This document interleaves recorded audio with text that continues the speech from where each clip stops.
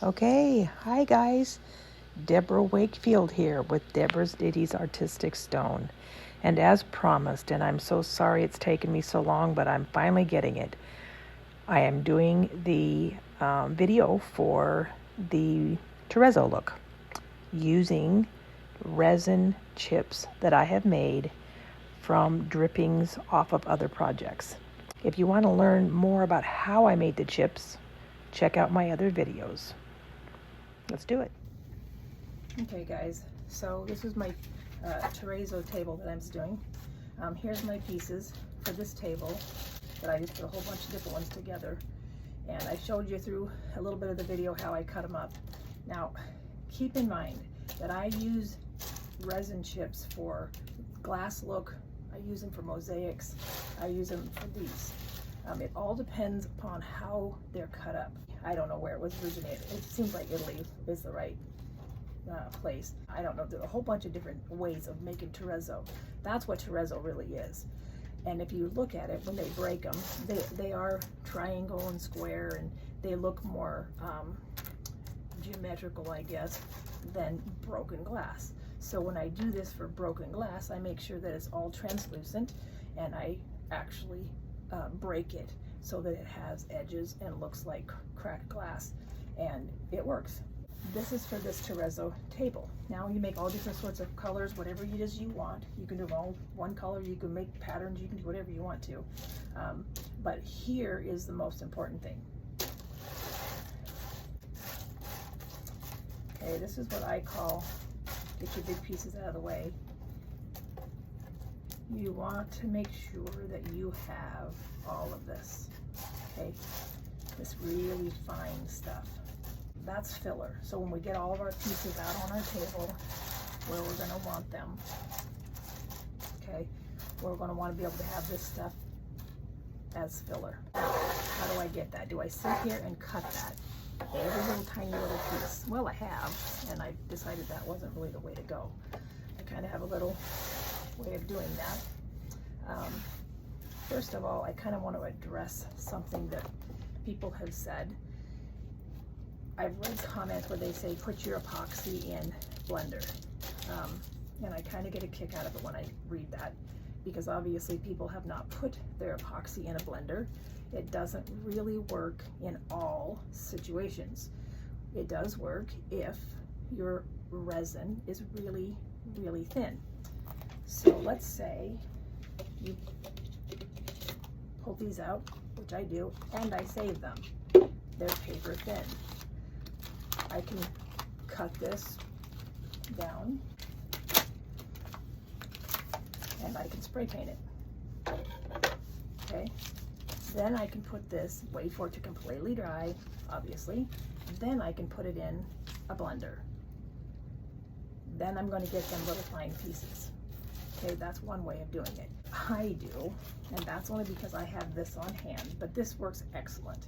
Okay, it also has another purpose that we'll go through here in a minute. What I do is, because I give classes and I do this myself, these are paint skins, acrylic pour paint skins. Okay, of every color. I save these just the same as I save my drippings. Really kind of good for nothing, you would think. But this is how I make these. Really simple. Oh, here's one that's out. Okay, see all these colors on there?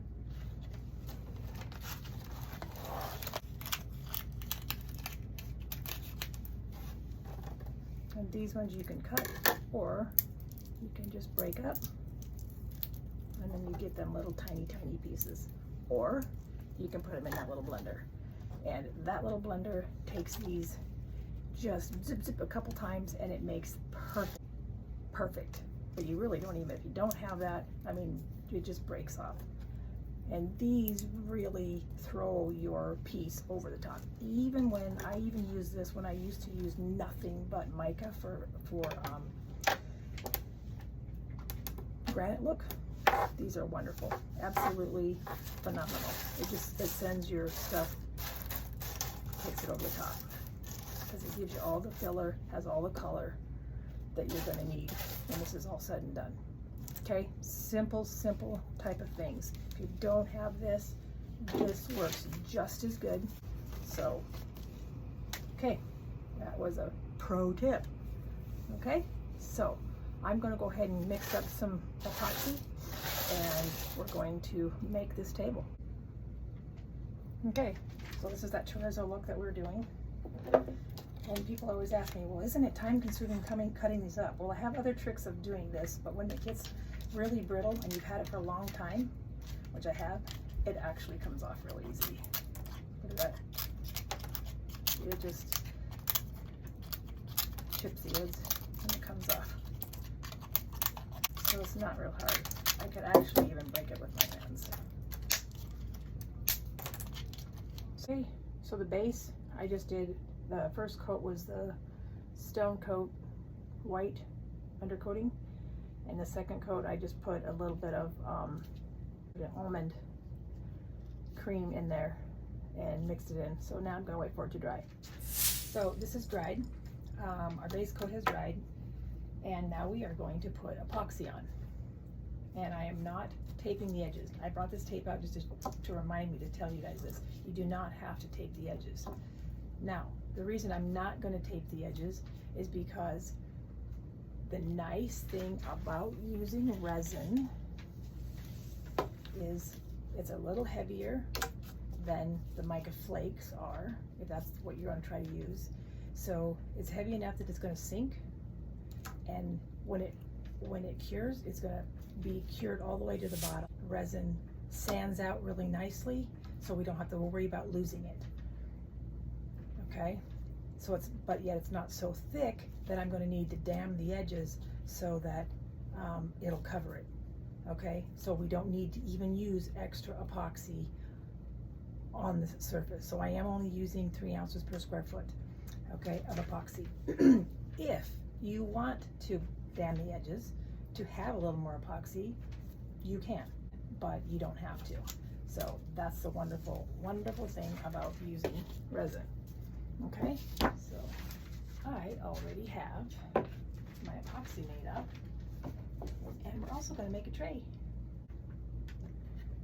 as I do my board. Okay, so I've already got my epoxy stirred up, ready to go.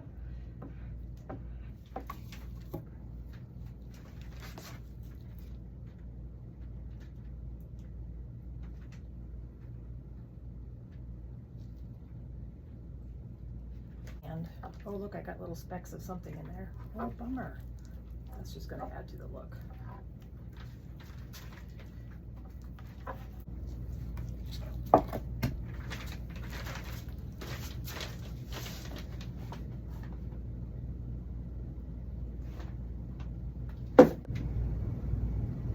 Okay, so I had a little bit of this left, and by the way, it's been like, let's see, what, 15 minutes and I'll be back. Okay, anyway, I had a little bit just of this left, so I'm gonna put it on the top, but because I just can't seem to leave things alone, I went ahead and added just a little bit more white in there just to give it a little bit of interest and depth. You don't have to do this. This is just because I can. Most of it's going to be covered up anyway.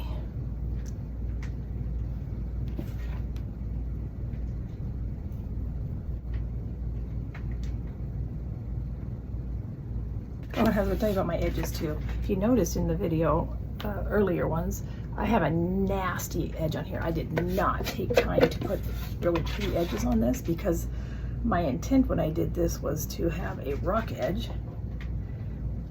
But then I decided to thought it would be neat to show you guys what I do for the edges to get the same color on the edges as you do on the top. So I decided not to do the rock edge. And I just didn't take the time to Bondo. Oops, forgot my tray. Bondo the edges and make them look pretty.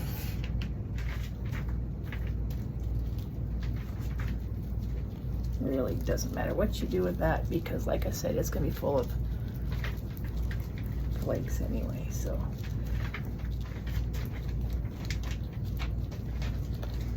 Okay, once again, really quickly, I want to go through something with you. I'm so excited to do this. Okay, here's what we're using, resin, for this look, okay? Once again, I want to explain something. I have used lots of mica flakes doing countertops, and to make a granite look, mica flakes are wonderful. The difference between these and using, there's a mica flake, using the resin is when we put our resin on the top, okay, it's heavier, so it's going to be able to sink all the way to the bottom. See, it's not very deep. Oh, if this is unlevel to, say, this piece, I don't care, because resin sands really nicely, and I can sand that all level, and because when this cures, it's going to be adhered to the epoxy and the bottom, I'm never going to run out of color. Whereas a mica flake, you can't do that. If you put a mica flake on the top and then you have to sand it, you lose some mica flakes. Okay, not that I'm against mica flakes. I love mica flakes, but that is the difference. Is if I put mica flakes on here and then I had to try to level it all, then I'm going to lose the mica flakes. And if you're making a granite look, as we know, granite's very layered, so these work well, but to layer these, you have to use a whole nother coat of epoxy. So this is wonderful, okay? Like I said, I'm not against mica flakes, love them. So anyway, now we get to play. This is the fun part. This is the fun part. Do I put them all down one by one? No, I do not. But sometimes I just start that way just to get some of my bigger ones out there. And I'm really sorry. I know someplace in here there's really a lot of bad lighting. Look at that. Oh my gosh, this is so fun. So fun.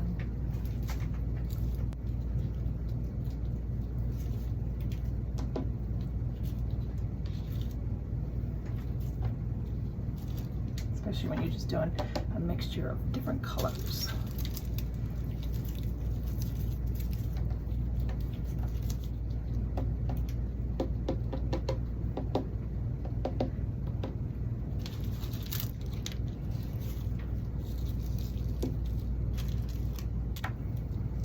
Like I said, I will just start pouring this on here pretty soon. I'm just trying to make sure I get some even color.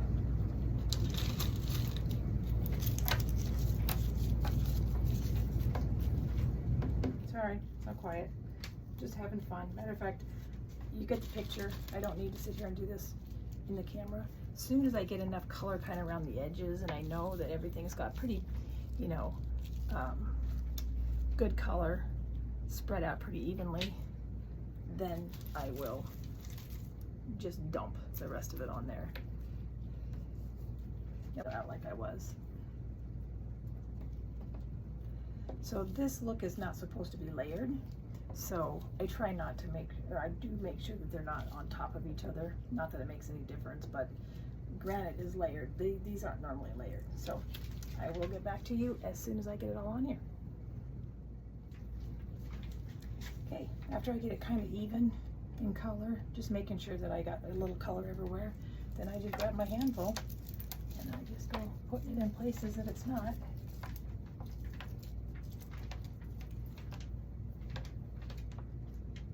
And how much you put on here is totally your choice. And then no studio should be without a skewer. Haha. And I just take my skewer and I knock them apart if I have to, flip them over. Tra-la. Okay, I want some more filler. I love this little filler that's in here. So I'm taking these skins. These are acrylic skins I told you about. And I am going to put them in a little mixer and it'll break them up and I'll get the rest of that filler. So I just stick the skins in here.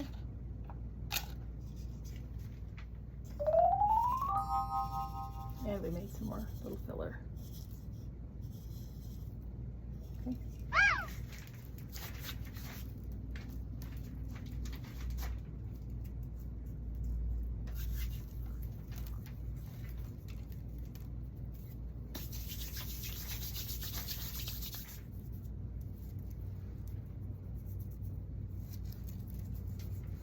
And you can do different colors, but I already had a bunch of the other color in there.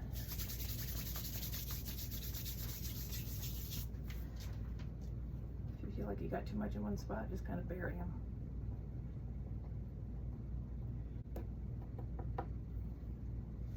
Okay, there you go. And I'll come back when I start to do the edges. So I'm gonna wait till it really tacks up and I'll do the edges. I'm gonna put a little bit more filler in a few of these places, but I'll be back when I do the edges. Taking some of this filler. It's only just a few minutes.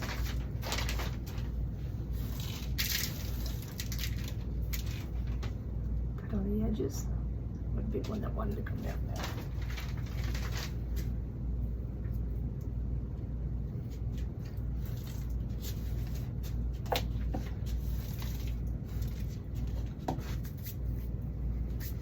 And I just splatter it with that, but I leave some places for some bigger stuff, and I'll show you how I do that in about 10 more minutes or so. Okay guys, remember yesterday or whenever I started this video, I was telling you about saving the innards when you clean out a bucket or a cup. This is that really thin resin.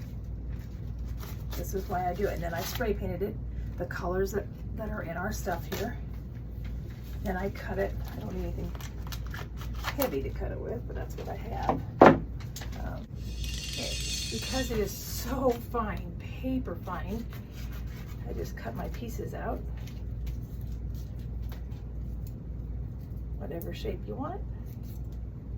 And I've already blown the edges, so I don't have to do a lot of this, but it forms when you get it tacky right to the edge. Voila. And if your resin's not tacky enough, just wait a little while and then put it on. But that's about right. Let me see if I can do an edge over here. Okay. So just cut us a nice thin piece. Got a nice paper thin that is. Let me just.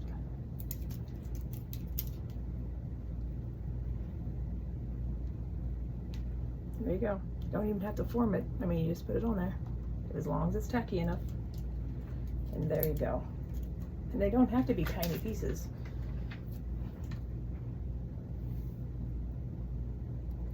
So, as I said, my edge is really ugly. So I'm gonna put some big pieces on there. See where I didn't bondo there because I was gonna put an edge, a rock edge on this. But there you go.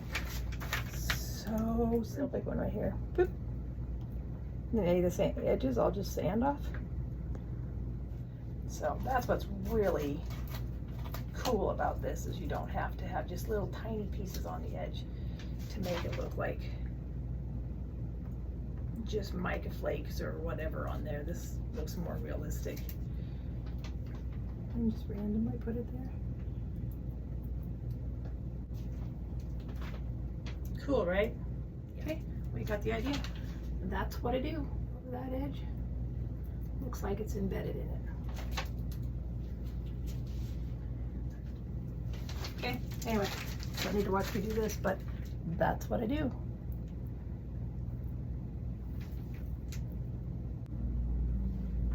I like to put too many of the same color together. Okay guys, so there we have it. Now, you can see how uneven it all is. I'm seriously telling you, it is not a big deal. That sands right off. If that bothers you, if it really bothers you, make your pieces more alike, I guess. But it really isn't a big deal. Sands down easily. And look at these edges. Look at now how all that color is all brought together. So, that's it. We're gonna let this set and cure, and I'll be coming back to make sure like this one's lifting off the edge. I'll come back when it gets a little tackier yet, and I'll play with the edges, keep making sure they're down, and then tomorrow or the next day when I sand it, I'll be back.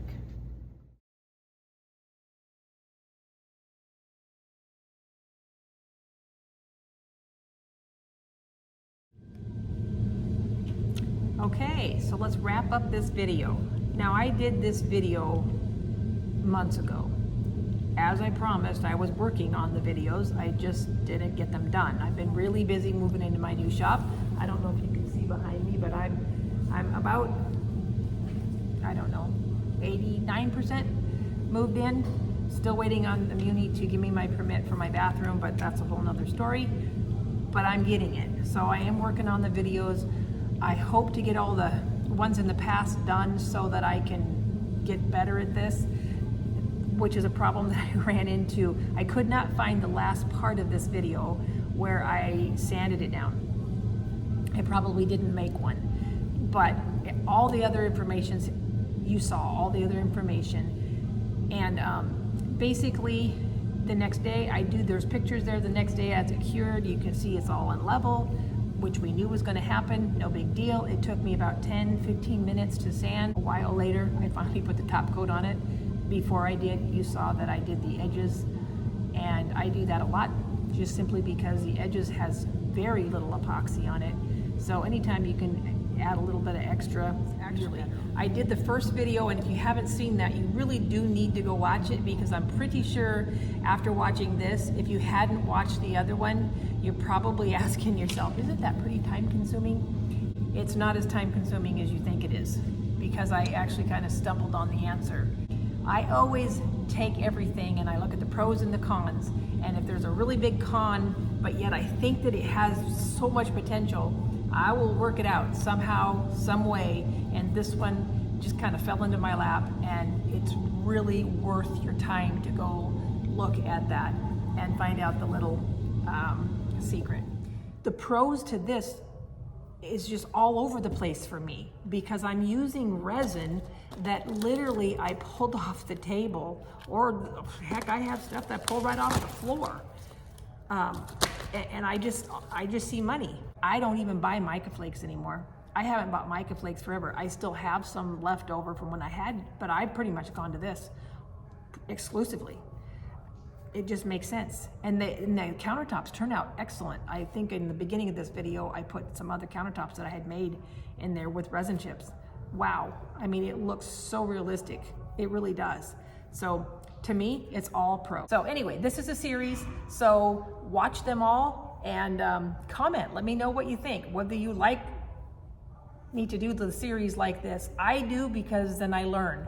And by the way, I love to learn, so leave comments. I also want to thank everybody for watching. If you like the video, please give me a thumbs up and help me get this thing off the ground. I like to turn sticky into stone. I turn epoxy into stone-like. And if you practice enough, you can make them look just like stone. So sticky to stone, and go out there and replicate what we can't duplicate. Because we can't duplicate it exactly, but we can definitely replicate it. All right, guys, till next time, check out my other videos.